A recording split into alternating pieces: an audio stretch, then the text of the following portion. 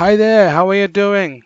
Welcome to my channel, Naga Kannada's Dev Tips. In this channel, I provide tips and tutorials not just for beginners but also for experienced web developers. Okay, this is going to be a three-part video tutorial on how to create a custom session timeout component kind of thing that can be reused anywhere. It's built purely on no libraries or no frameworks used. So you can plug it in anywhere where you use JavaScript. Let's get started. Okay, in this first video, we are going to look at all the code files related to this tutorial.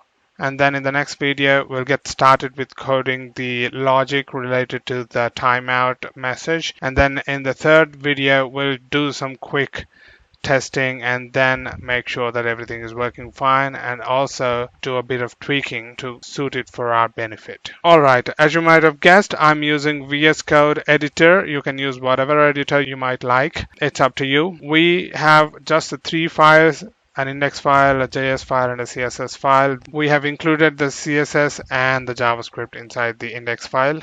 As you can see, the index file doesn't have much. It has a header tag and then it has a div with a bunch of paragraphs. In the JavaScript file, we just got started. We just console logged it works.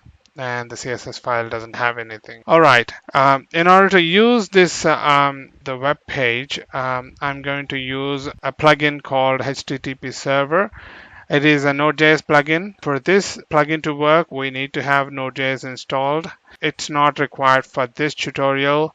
If you want to use it, you can use it in any other environment or even in an online editor as well. Okay, so to use HTTP server, I have to first install it like this. All right, now that is installed. And I will quickly bring up the server using this command. Okay, the server is up and running on 8080 port.